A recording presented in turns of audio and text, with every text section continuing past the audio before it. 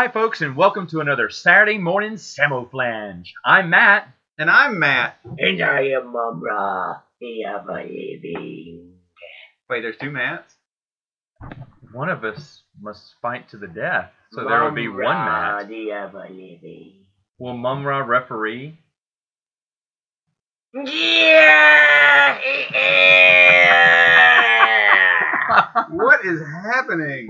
I don't even know. Oh my gosh. All right, folks, let's get to some of your questions. Mumra's just waking up, obviously. But his 1,000-year sleep. oh, he hates them daggum Thundercats, you know. What is a Samoflange? So, we got a lot of good questions, I think, this week, and we want to start off by answering some of the questions. Brian C. asked, what one movie from your childhood that doesn't hold up as you remember it? And I want you to know something, Brian. Mikey took a whole 30 minutes trying to remember the movie that couldn't hold up because he forgot about it. That must be how bad this movie is the second time around. So I'm kind of interested. What is your movie, Mike? Oh, you want me to go first? I want you. Yes, because we've been all waiting the that? longest for your answer. No, well, first of all, I definitely want to say that this has been my favorite question so far because it was difficult for me because the way my mind works, I'm still a big kid. So, like, all the movies that I liked as a kid, like, I still like now. Maybe they don't hold up in the world standards, like things like Mannequin or Weekend at Bernie's, but, like, I still love those movies, so they hold up to me.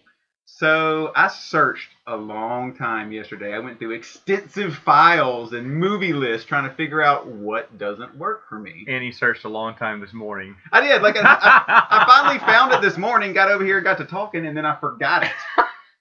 Well, because I had this other one on my list that I thought was going to be it, but then it turns out that I probably would have a different respect for that movie. Like, and it actually ended up being the opposite.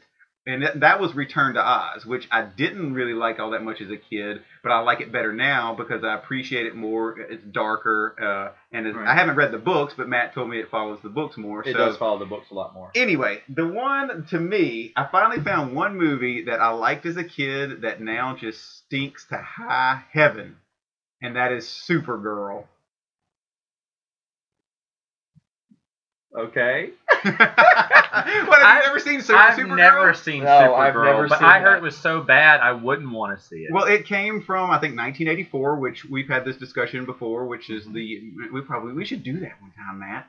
1984 versus 1986. I like 1984. Matt likes 1986. But it came from 1984, which means I should like it, but man, it sucks. I mean, Helen Slater was cute back in the day, and it was Supergirl, and it was, but no, it sucks. Horrible. Okay, so Supergirl. Supergirl does not hold up. Mumra. There's a lot of movies that don't hold up for me, but Warriors of Virtue just is awful. I liked it as a kid. I watched it and I'm like, ugh. Surf Ninjas is also awful now. Okay, now you're naming one that I know. I don't know, but the first. Okay, now you're naming one that I know. I don't know, but the first one. Well, I'm trying to figure out. I'm striking out here. Is Warriors of Virtue an adult film? It would sound that way. It does sound that way. No, Warriors of Virtue. It's kind of like a Ninja Turtles movie. I don't want to spoil anything for you guys. Need to watch it if you haven't seen it. But if it doesn't hold up, like, are you that type of person that like takes a drink out of something that's really, really nasty, and then you make this bad face, and you're like, oh, this is nasty, and then you try to hand it to your buddy and go take a sip? Yes. Is that what you're doing to I us like right to now? share my misery. You're sharing your movie okay. misery? But no, but you did enjoy it. As a kid, I loved it. As Okay, a kid, but I now loved it's it. not good. But it did have a chick from Sandlot, the lifeguard from Sandlot. Oh. Wait, now you're trying to redeem this movie. I you don't really understand. You're trying to I'm not sell trying us to on redeem it it. now. I'll be honest. You can say. Now he said if it doesn't hold up from your childhood, you can still have good memories of it. You can still enjoy certain parts of it. Right. Because now that I said that, What is yours? Short Circuit is mine. That's yours? That's mine. Short Circuit. I just watched it. I just watched it again. I used to watch that movie, oh my gosh, every week as a kid. Yeah. We used to quote it all the time. Mm-hmm. And then I watch it, Your I get my mama's wife a all snowblower. and Pedro Guerrero steps up to the bat. I mean, everything Stephanie changed color. Input. I think the butler did it. He did. I mean, that's just great. That was actually Short Circuit too. Yeah. Which still doesn't hold up to what it did when I was a kid. but I already knew that one. But I thought that Short Circuit at the time was the best movie. And I see now there's a lot of holes in it. It doesn't hold up to As I Was a Child. And Brian, before you asked this question, I said that. And then I had this question asked. I was like, well, I already got my answer right now. I just watched Short Circuit last week. Do you believe that Short Circuit, however, is the best Fisher-Stevens movie of all time? Yes, because I don't know what else he made. What else did he do? Yeah. Sure. Was he in part 2? I think he was in part 2 as well, wasn't he? I don't know. Who was that? He's the scientist guy with the beard. Oh, okay, yeah. I mean, he was fine. No, there's some redeeming qualities. Ali like Sheedy said about is his. cute as can be. Yeah, but I mean, and it's a talking robot. It's and a talking robot in the 80s. The quotes are still Everybody good too, wanted a but it talking doesn't. robot. The question is, does it hold up to As I Was a Child? No, it does not. There's a lot to be said for a movie that you can still quote though. Yeah. All right. Anyway, good question. That's a great question. Moving on. Our friend Tobio Forever asked us for favorite film villains. We love that question so much. We're going to answer it at another time. Yes, but I will say one tidbit here. I'll give you a little teaser. You will never guess mine. Wow, that narrows it down. Yeah, you couldn't even guess right. your childhood film that I didn't couldn't hold even up. remember my You own don't even film. know right now. No, but what I'm saying is that I know the answer to that immediately, and it's not probably what you would think. Start working on it now. So next week. Yeah. All right. Yeah. All right. So Rory Adams asked about what is our favorite and least favorite Rocky movie. Another question that I love. He says his favorite is 3 and his least favorite is 2. First off, what do you agree? Do you agree with Rory's assessment? Well, with movie series, like I tend to get a little bit more detailed. I think the first Rocky movie, much like all these other origin stories that we've talked about, it's a classic. I mean, it's the classic underdog story. I agree. It won Best Picture in 1976, and nobody thought that it would do that. And I think that movie holds up really well. I thought it was directed very well, and it really, it inspired a lot of people at that time. So for me, number 1 is my favorite. I still enjoy that movie, but as a kid, number 3 was always my favorite because it's got Mr. T and it's got Hulk Hogan. And number 3 was everyone. It was my favorite as a kid for years. Right. Until I realized, well, 1 is actually holds up a little bit better, but 3 is a fantastic movie. Yeah, and a lot of people want 3 and 4 together, which I think that you can. And the thing is, we as kids got those mixed up. I thought the real Mr. T was fighting the real Rocky. I did, because you're a kid. You don't know. Yeah. We used to talk about on the street, who do you think's going to win? Because it was like, oh man, Mr. T, and everyone's making up stories. Yeah, I heard Mr. T called out Rocky from his show on A-Team, and now they're going at it. No, we didn't know. You have any predictions for tonight's fight? Yeah, exactly. Predictions? Yeah, predictions. I pity the fool who makes predictions. Pain. Yeah, man. Like part 3 and 4 are great. And truly, though, they're different movies, though. 3 and 4 are like these kind of popcorn, kind of almost action boxing movies. Very fun, very easy to watch. 1 is a more serious, independent, like really a character study, a lot like the Rambo was, where it's really more about that one guy and his rise to get his one shot in life. And though I don't agree with his least favorite being 2, I like so 2 as glad. well. I love 2, but I'm so glad he didn't say 4.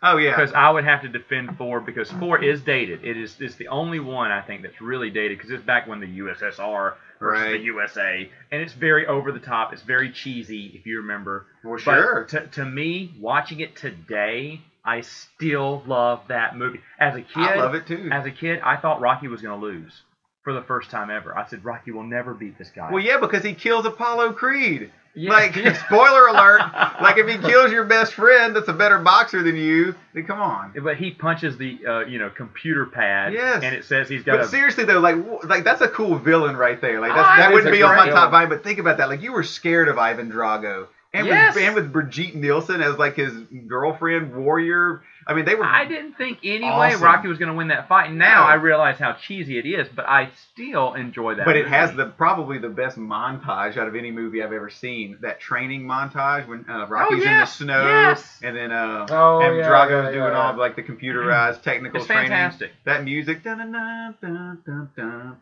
still remember that. Actually, I think I have that on my iPod. That's the only thing that I have on my iPod. You play that when you're working out? I have actually played that while I was working out. Yeah, I have. Okay, so To be honest, what do you guys think is the worst movie out of the least favorite Rocky movie? Well, I'm going to be honest with you. Like, this was a candidate for my series, my favorite series, because all six Rocky movies I like. Like, all six Rocky movies I actually will put on the plus side of the love-hate meter. But the one that is my least favorite is 5. It's got to be 5 for me. And I even do like some things about 5, but it's the worst one. I watched it again. I still don't like anything about 5. I mean, I'm glad they made Rocky Balboa, so now the series doesn't end on a stinker like 5. Right. But 5 was never good to me for several reasons. One, it's a street fight. Mm-hmm. It's not the classic, not that everyone has to end with a boxing match, but it does. It's Rocky, for crying out loud. But a street fight was anticlimactic. The storyline. I thought it was. That's the reason I like that movie is because of that street fight at the end. Because it's like, you know, Rocky gets pushed and pushed and pushed and whatever and yada yada yada. And you know, he's always been kind of a classy guy. And at the end, whenever he has to, you know, fight this guy in the street, even though it wasn't really a good fight or anything like that, like, you know, when I was watching it when I was younger, I loved that. Well, that would be my least favorite. That would be my least favorite. Now, to be honest, Rocky Balboa, I think it's fantastic. I thought it was pretty good too. I was shocked at how good that movie was. Yeah. I mean, I would almost put that up against the first one. Well, I love that movie so much. Yeah, I thought it was made well. I thought it was structured well, but they got the end of the movie right because he lost. Like and you really didn't see that coming. Spoilers. Whatever. It's right. I mean, it came out like 2 years ago. Okay, that's fine. But that's the best part of that is that they actually went through with the fact that, you know what, like, he's past his prime. This other kid is better and younger. I love it. And he lost. But Rocky saves face because the kid doesn't put him down in the first round like he thought he would. They have to go several rounds before Rocky loses the fight. And to be honest, I thought it was brilliant. Yeah. I thought it was brilliant. There is word in the pipeline that they're making another one. No, they are making another one, right? But he's actually the trainer. Well, this one's not called Rocky, though. Isn't it called Creed? Because it's about his grandson, Apollo Creed's grandson. That's right. Rocky's training. Yeah. I think it's called Creed. I don't think it's called Rocky. No, that's good. That's a good idea. No, I think so, too. And I'll watch it. Yeah. I'll watch it. I'd love to see Rocky get in the ring, man. I know he won't, but I'd love to see him. Well, I mean, have you seen those Expendable movies? Like, he's more jacked up now than he was back then.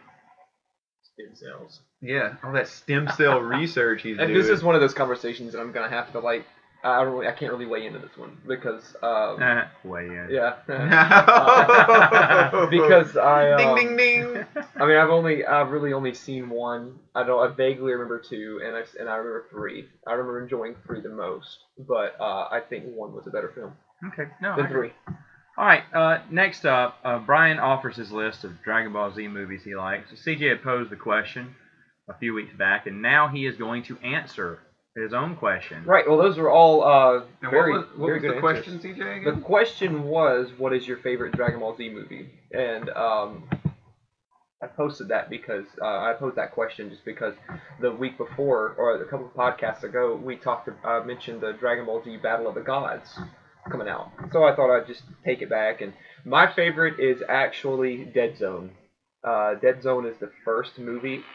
I consider it canon, but there's people that don't. I like Dead Zone because that was kind of in the days when Dragon Ball Z was more of a struggle, and you couldn't just hit the Super Saiyan button and boom, there's your plot armor. You're guaranteed to win.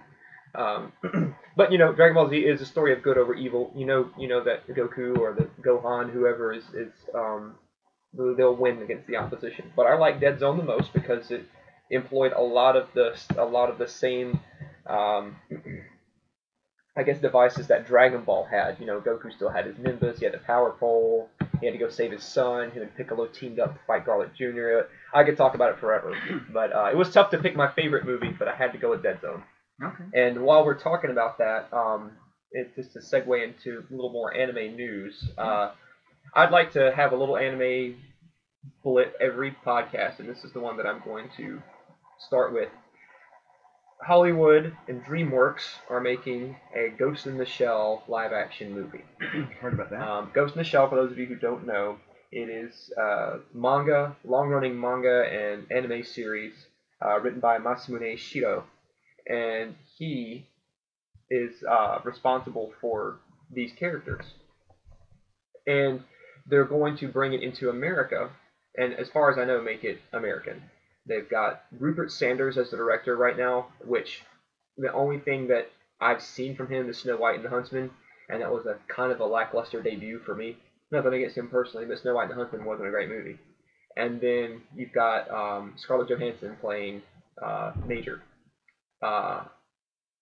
which to me she's just going to be playing the same character she played in Lucy, the same character she played as Black Widow in the Avengers, and she nailed that. So, but you know, you got this is another case of America bringing stuff from the East over here to the West, and people bring stuff in the East to the West, from the West to the East all the time. So, but this is one show I just really would like to stay in its original art form. But if you want to sound off about that in the comments, I'd love to see what you have to say about it. I know a lot of people are crying out. All right, so before we start into our subject for the day, Mikey actually had something he wanted to bring to the table. Well, I just wanted to do this real quickly. I was tooling around on USA Today, and there was an article called How a Struggling Netflix Became the New Blockbuster. And I thought this was interesting. It's a really great article, but it has to do with what we were talking about a couple of weeks ago with Blockbuster and Comcast and cutting the cord and so forth. So it's a good article. I would suggest that everybody go read it, but I'm going to read a little blurb from it here that I thought was very, very interesting. Who's the news source? Is it USA Today? It's USA Today. Okay. So, and you can just find it on usatoday.com.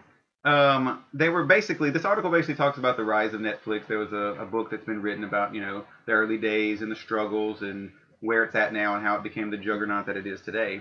And they were talking about at one point in time when it might not have been what it is today. And I'm quoting, "One whale that might have swallowed Netflix whole was Blockbuster Entertainment with 9,000 video stores at its peak at the dawn of the century.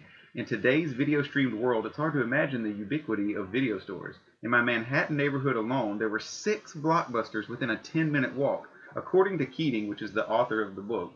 In 2000, Netflix offered to sell itself to Blockbuster for $50 million, but Blockbuster had other ideas of starting its own online service. Said Keating, Blockbuster's board didn't have anyone who understood e-commerce, and when John Antioco, the CEO, left, they hired a guy who specialized in retail, so they went backwards. Blockbuster filed for bankruptcy in 2010. In 2011, the company and its remaining 1,700 stores were purchased at auction by satellite TV operator Dish Network for $233 million, with $87 million in liabilities. Most of the stores were shut down during the next 2 years.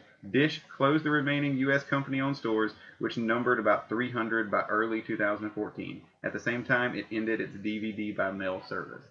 So I think that is so incredible that Blockbuster could have bought it for a scant $50 million. But even if they did, it proves right there that they would have ruined it, and we wouldn't have Netflix because it was just the different board members, different people in charge, and they didn't know what they were doing. Yeah.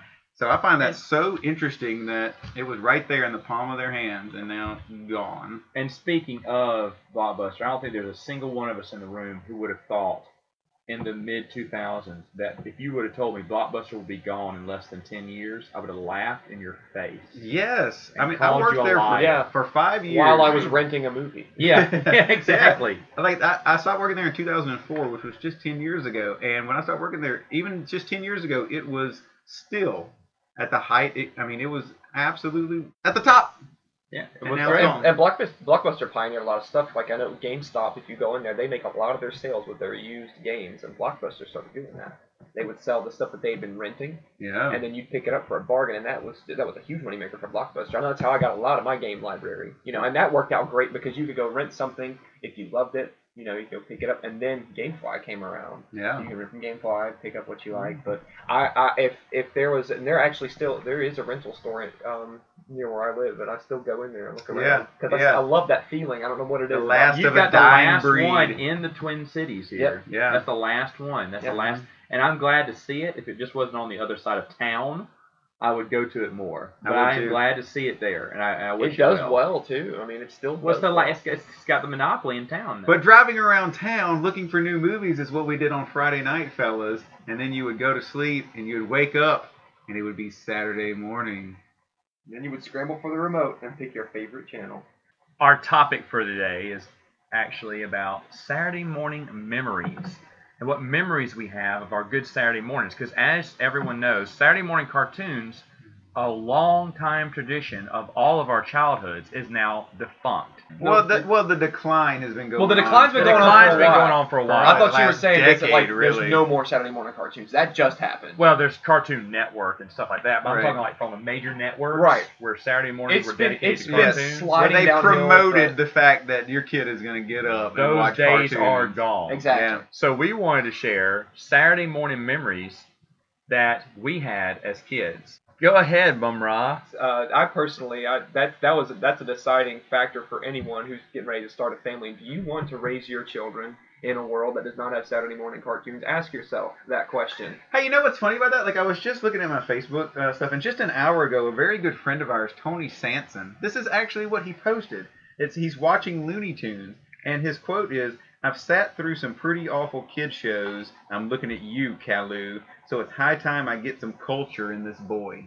So what he's having to do is show his old Looney Tune cartoons to his 4-year-old son because he sat through a bunch of crap these days. Yeah. Well, I mean, I It's think awful. and this isn't like to any animation, right? Any cartoon in particular right now, but I feel like the kids are being victim of a bunch of animation companies who are underestimating their ability to understand anything on the television. And that because, Looney Tunes was a kid's show. Now, it had some adult stuff that you got when you were, it would grow with you. You go back and watch some of these Looney Tunes, and that's like older jokes. Like, And found out Bugs Bunny was a cross-dresser. yeah. Yeah. Well, What's interesting about the old Looney Tunes is that, I mean, back in the day, you have to think about, these were made in like the 40s and the 50s and the 60s, and there was no DVD, there was no TV. These were short films that came out in the movie theater. They weren't necessarily made for kids. Like, these Looney Tunes were made like by adults as like animated features for adults that some kids could like, but that's why they had such, adult themes to them. But you're right. Like, where it's gone today. Yeah, but like just- that's what I'm saying. Like, it could grow with you because nobody knew it. We didn't in our age. We didn't know what Casablanca was when we were young, but we understood the slapstick nature of cartoons. Bugs Bunny running around getting chased by Elmer Fudd, and all that stuff. That you go back and watch it as an adult, like, oh, I get that joke. Yeah. It would grow with you. But So let me ask you a question though. Like, the future does look bleak for kids, but let's go into the past. You mean Let's for do it. cartoons, right? No, for kids. I'm Yeah. talking about for kids, Oh like my watching gosh. cartoons. Oh, okay. I'm not trying to be Future is morbid. bleak Yeah. for the world, for the children of the world. All the kids are gonna die. It's Judgment Day all over again. no Saturday morning cartoons, no juice boxes. Yeah. This new Common Core math. What's going on with the world? No, what I'm trying to get at is let's forget about the future. Let's talk about the past. Yeah, let's talk about what matters. Let's talk about your memories Me. as on Saturday mornings. What were Saturday mornings like for Oh you, my God. Mom-Ra? Man, okay, so I know we're going to talk about our favorite cartoons in a different podcast, but I've got so many that I loved. I know Saturday mornings would typically start with my little brother would come into my room and he would drag me out of the bed by my hair. And it would always get me in a bad mood. And he didn't do it every day, but he would drag me out of bed. But I know once we got in there, we'd watch our favorite cartoons. And Mom would go out and go get us sometimes. If we were really good and got good grades, she would go out and get us Burger King breakfast. What? Like a croissant? Yeah, and the hash rounds. Oh, the hash rounds. Oh. And I'd sit there and we would flip between USA, because USA had a Saturday morning cartoon. Yeah, they had one of my very favorite ones. They actually. did. They really did. Mr. T and the T-Force. Yes, Holy and they cow. still play, and they're the ones, they still play Thundercats, and they had Voltron on there, and they had that Voltron the Third Dimension. But then you had, which was, it was fun, I guess, if you're a kid. That's one that doesn't hold up. But then you go over to WB, and you switch over to Fox. And like when you were a kid, you knew that schedule. You knew what, you know. So we would go back and forth and back and forth. And You always had your favorite ones. I remember that because we would switch back and forth to which cartoon series. Like we would watch CBS for a few shows, then switch to NBC, then switch to ABC Yeah. for this one, then switch Of course back to you NBC. knew. And you had your own lineup. Yeah. And so our Saturday mornings were that, us waking up really, really early. Mom and Dad would usually go to the gym in the morning, so we would pop in our blank cassette on the VCR. Did you record them suckers? Yes, we did. Yeah. And then we would go in the waiting room to the gym, and we would actually put on, MST had a block on Sci-Fi early in the morning. So we'd watch Mystery Science Theater. That's awesome. And, I think we all did that. I'm pretty sure you did. I know I did too. You recorded them? Well, sure. No, yeah. I didn't record them, but I remember that besides Christmas, Saturdays were the one day that I always would wake up early. I mean, like, I would want to sleep in on school days. Well, yeah. I would sleep in summer. I think every kid I is like wanted that. to Like it's sleep in, 7 o'clock, and but you're like, for some reason, Oh, 7. You're up. 7. Rip Van Winkle. I'm up at 6. I don't know who's I sleeping don't know till if I ever 7 hit in the my 6. house.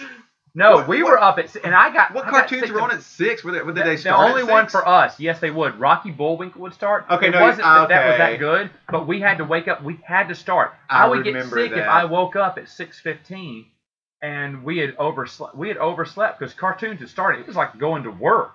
You watch cartoons from 6 to 11, or 10:30 whenever the first football game came on. Then you could go outside and play. But the thing was, though, you had to watch that block of cartoons. That was the only time your parents did not get on to you for watching cartoons all day.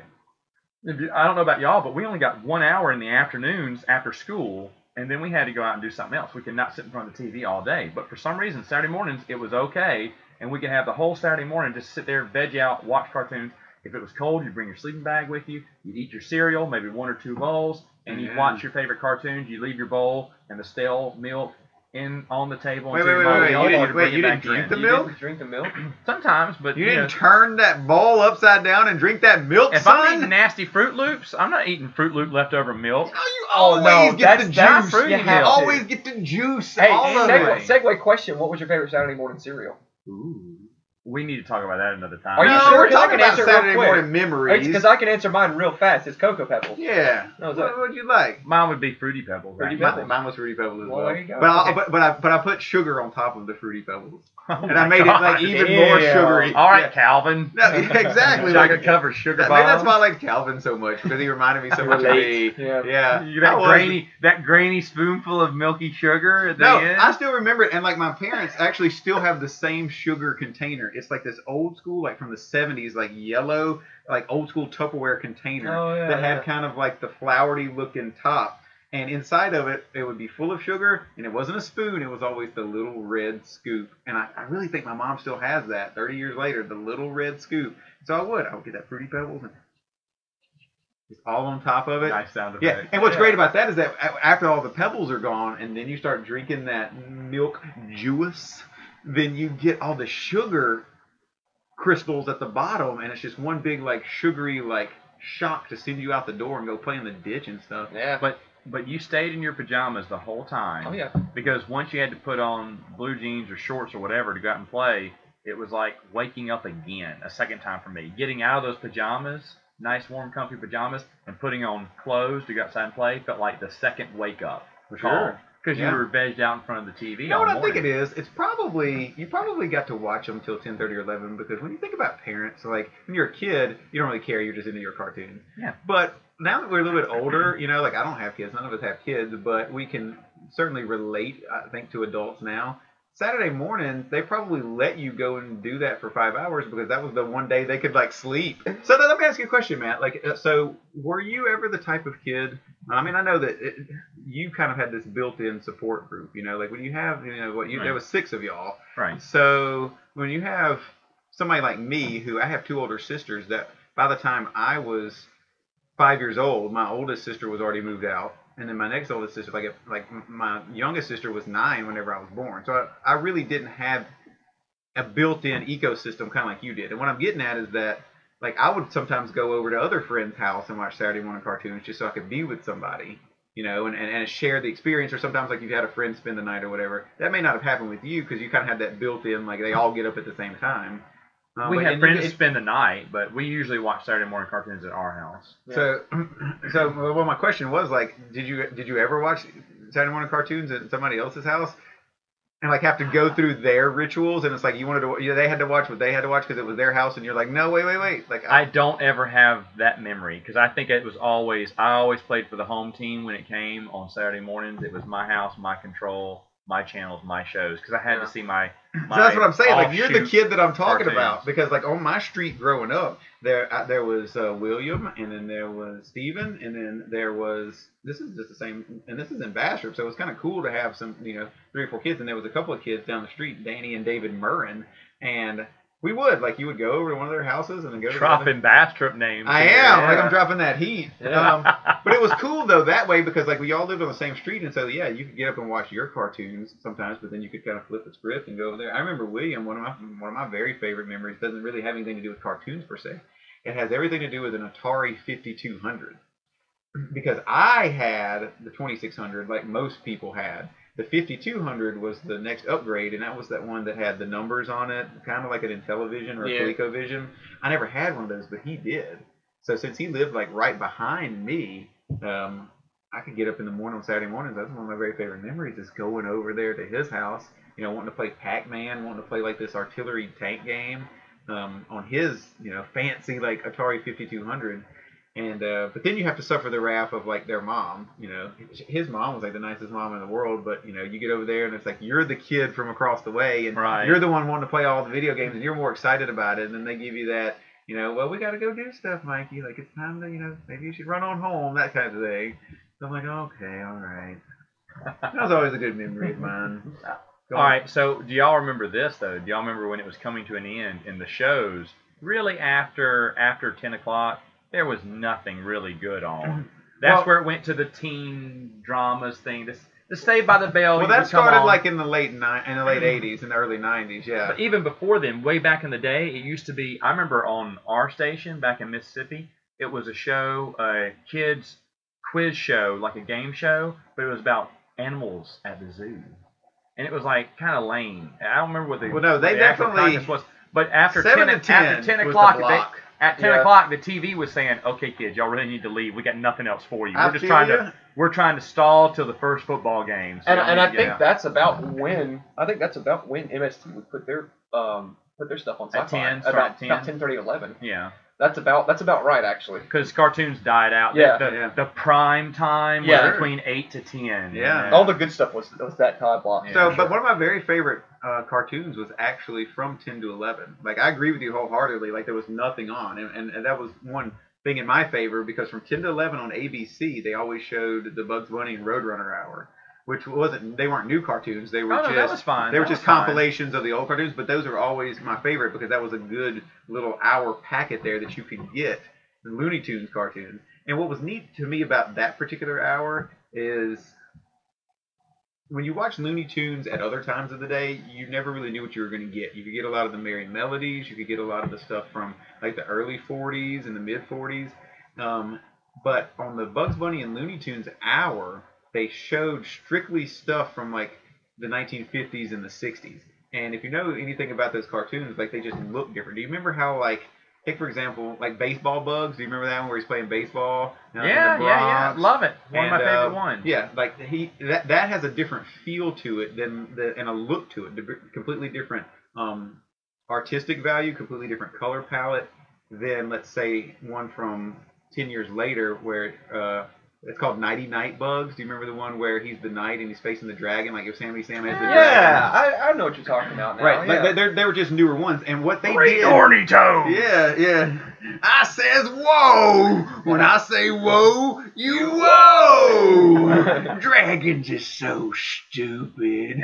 See, here's the thing. Those cartoons hold up to be just as good, if not better, than any cartoon in our childhood or any cartoon out today for kids. For me too, but I agree. Oh gosh, I love it. Those are fantastic cartoons. The use of music alone is good at titillating the brain. I mean, because the music was it was all just a score and it was all classical type music. Like I adore those later Looney Tunes. And if you don't know what I'm talking about, like I struggled for the longest time trying to describe it until I got older and started reading about what it was, different directors and just the time period. But on ABC from 10 to 11, it showed those great older ones like the Robin Hood Daffy Duck. That's one of my very favorite ones. The turn, parry, spin, dodge, block, As Bill would go up. I love that. Yeah, those are good. I agree. Those are great. Okay, any other Saturday morning memories, gentlemen? Oh man, I mean I could talk forever about that, especially if you want to get into Hanna-Barbera. Well, give us another memory. I mean, the ones that I liked the most were getting up and going to how my mornings would segue into my afternoons.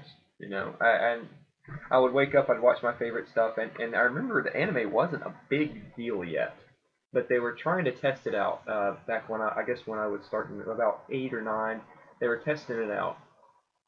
And I remember getting up in the morning and watching Voltron. I'd never seen it before. What is this stuff? And my dad was sitting there watching it with me. He'd come in and watch it. Those were some of my favorite Saturday morning memories too. When dad would get up and watch cartoons with the kids. Yeah. That was fun. My parents never watched cartoons with me, unless Dad would watch a little bit of the Looney Tunes. Yeah, with us. Dad would come in and watch. Mine didn't either, just because of the age difference. We'd watch cartoons, and either my mornings would segue into an awesome afternoon watching Hercules and Xena, or Super Nintendo. This is another interesting point about me and you being a little bit older than him, because I like it. No, I love it too. But his childhood memories are from basically the 90s. Right. And the 90s still had a lot of good stuff, but when you're talking about Saturday morning cartoons and the product on TV, there was a huge difference between the 80s and the 90s. Like, I would say, like, the majority, I mean, not saying that the 90s were bad, I'm just saying, most of the classic, when I think of, like, Saturday morning cartoons, and I'm not quite sure if that's because that's whenever I was a kid. Maybe it is. But I think, like, even if you look back now, like, if you just look back right now and look at in history and you look at, like, Saturday morning cartoons, I would say the majority of them would be from the 60s, 70s, and the 80s. It started getting into, I think, more live action type stuff maybe in the 90s. Well, see, that was no, not really live action. It was not until the 10 o'clock slot. I mean, you had Power Rangers. So yeah, which was a 10 o'clock spot. That's what I'm mainly talking about. So, like, without going into detail, because I know we'll talk about cartoons later. Like, in the 90s, what cartoons did they have on from like 8 to 10? Well, what were the big ones in the 90s? Because in the 80s, I mean, we had He-Man, we had Transformers, we had Ninja Turtles.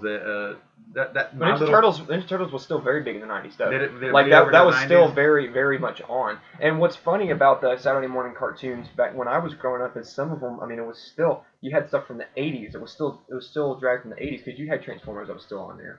And you had different seasons of Transformers. I guess they did show a lot of, like, syndication stuff. Like, they would show, the reruns and stuff like that, because they were still popular. I was just trying to think of, like, the new cartoons in the 90s. Well, let's see. New cartoons in the 90s. I don't know, man. I'm trying to think here. Well, because Voltron wasn't necessarily... Voltron wasn't a 90s. I can tell you there's Gargoyle. There was Batman the Animated Series.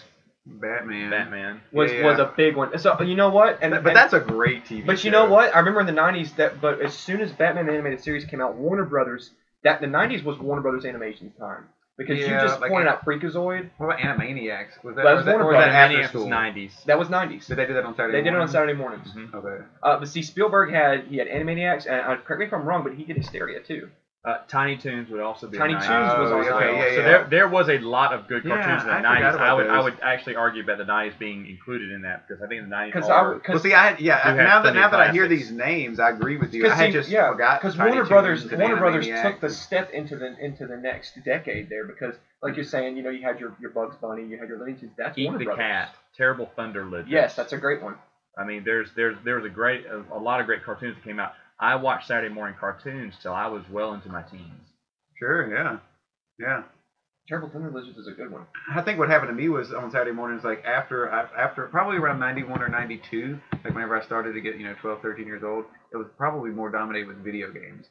Because, and going back to the earlier discussion, like whenever the video games became more prominent, Saturday morning I would get my mom to go and take me to the video store, right whenever it opened, whether it be 9 o'clock or 10 o'clock, so I could go, get that game and play it all day Saturday and all day Sunday. Biker Mice from Mars. Oh, that was a show, wasn't it? Yes. Gosh. Yeah. That blew me away. Yeah. I thought I vaporized everyone's memory of that show. Nope, it's still there. And there was a Super Nintendo game about it. It was a racing game. It actually wasn't bad. Wow. So did your mom? I know your mom, Matt, likes to cook and stuff like that. Did she ever do any Saturday morning stuff, or just straight cereal on Saturday mornings? But we wanted that. That's what we wanted. So did all of y'all have different cereals that y'all liked, or was it just like we're all gonna eat Fruity Pebbles? I'm sure we did, but we generally ate basically the same things: Fruity Pebbles, Cocoa Pebbles. There were several choices of cereal, and we all took our favorites. Did y'all fight, or were y'all pretty? Oh no, you don't fight because A, you're eating, sugary coated frosting loving cereal, and then then you're watching wonderful cartoons, and you're zombified. Everyone is joining And during the unity commercials, around the y'all TV. probably jumped we're around not and reenacted stuff. We're not pulling each other's hair to get out of bed or some I forgot to. sadistic thing that happens at Munro's. Hey, look, it happened a few times. It did. My brother was just so Do excited. we need to bring your brother on here to just kind of My have brother some and I- closure? No, Right. no, We need to corroborate this story. I want to hear an apology for you pulling my hair. My brother and I were really close, and we he was my best friend growing up. And but one of the things that we went through in the '90s, as far as Aw. cartoons go, was X-Men and Spider-Man. That was- Don't forget about Yeah, X-Men and but- Spider-Man. No, they were great. They were fantastic. But that's some of the stuff that was coming through. It was more of that generation. I'll tell you why I never realized that geared those towards were comic Saturday books. morning cartoons in the mid '90s. A, because I just didn't do that anymore in the mid '90s on Saturday morning, but because I would watch TV after school, and after school there was X-Men was always on and Spider-Man and stuff like that. So I always thought that they were after school shows. So they showed them at both times. Yeah, they showed them on Saturday That's really interesting. because I remember Yeah. I would Dad would get up and watch X-Men with us. yeah. Yeah, and then we'd go to the mall or whatever. But Yeah. And like we've said, cartoons will be a discussion we will be having in the future because Well, there's a because lot we of love things we can cartoons, say about yeah. cartoons. We're gonna go in depth later with the. all that. Yeah, I had a thought train that I didn't even finish, but we'll talk about it later. Folks, that's all the time we have for today. We'll see you next week with another Saturday morning Samoflange. Mama, siapa dia, baby?